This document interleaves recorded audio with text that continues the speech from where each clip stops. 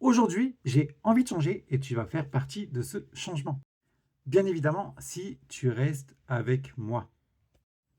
C'est une vidéo intemporelle, tu ne prends ce qu'il y a à prendre et on va être dans de la pure guidance. Changement pourquoi? Principalement, en général, je prends beaucoup le tarot de Marseille, même très très très souvent le tarot de Marseille.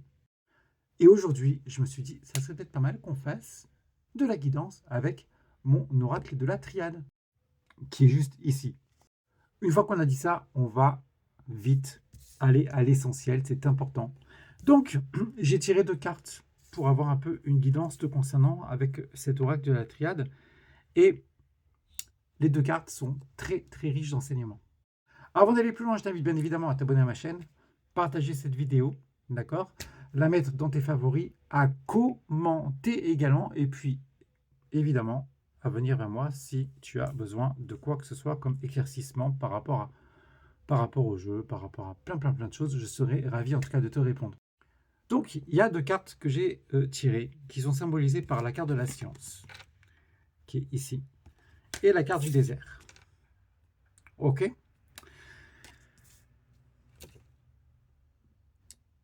Ça veut dire quoi ces 2 cartes-là? Je pense qu'on pourrait en débattre beaucoup de temps. On va aller vraiment à l'essentiel. Ok.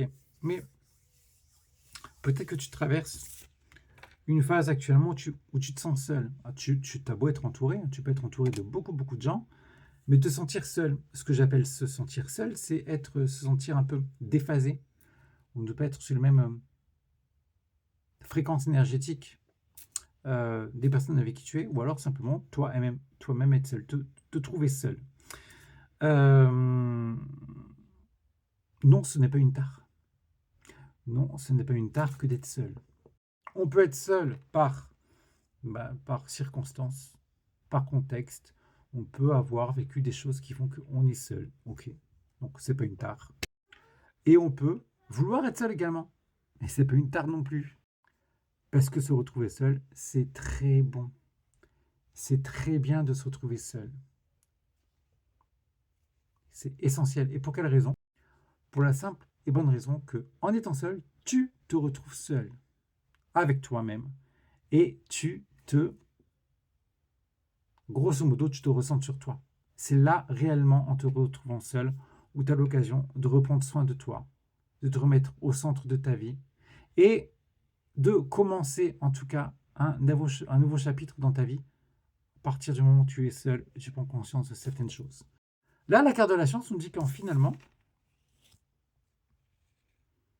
tu vas devoir passer par une traversée du désert, du coup par une période de solitude, entre guillemets, mais choisie éventuellement, pour en apprendre beaucoup sur toi, la science, l'apprentissage, chiffre 9 en numérologie, 18, ça fait 9.